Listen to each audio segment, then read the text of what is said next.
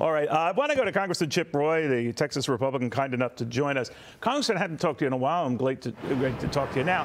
What do you make of the Gaetz nomination? I know the Senate will decide on that, but he's a colleague of yours. What do you think?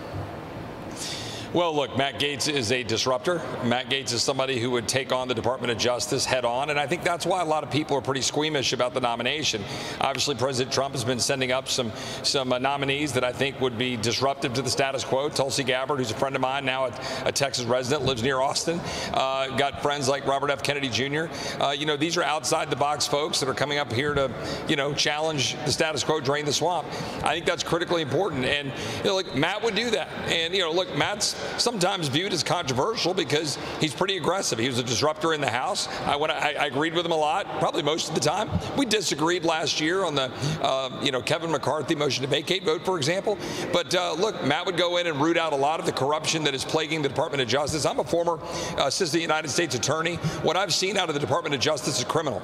And what they've done on the FACE Act to target, innocent Americans for exercising their First Amendment rights and free speech, what they've done to, target, politicians and former President Trump and others. It's pretty egregious what the Department of Justice has done. So it needs to be rooted out. And I think Matt Gaetz is raising eyebrows because he would do just that. You still, that is, Republicans, Congressman, will have, the majority in the House, but by the same tenuous margin or close to it that you had before. And you had said that you were worried about what could happen as a result. The reason why I mention it is Mike Johnson seems to be seen as the inevitable speaker, but do you concur with that? Well, look, Mike Johnson's a friend. We were literally just talking a few minutes ago. The Republican conference is meeting as we speak about a lot of the rules that were raising eyebrows. Yesterday, we came to a bit of a consensus, at least as maybe I'll call it a step one consensus for this team to unify. I'm proud to be a part of a team like this, but you know what? The team's got to win. We got to win the game. And I don't want to be a part of a team just for the sake of it. And the speaker knows that. We're trying to figure out how we can organize this conference for success. There's a number of members of this conference who, frankly, they want the status quo back. They want the powers that be to go behind a closed room and just drop stuff on the floor. Last year, we had multiple bills that were voted off the floor that had more Democrat votes than Republicans. We had votes on the floor that didn't have a majority of Republican votes. We spent almost $2 trillion by suspending the rules, Neil. We passed $200 billion last week on a so-called windfall elimination program that's unpaid for. $200 billion that will cause Social Security to be bankrupt 6 months earlier, stealings from people who depend on it. We can't do that anymore. People know we're serious about that. The Rules Committee and having conservatives in place matters. That's going to be critical between now and January that we get that all sorted out.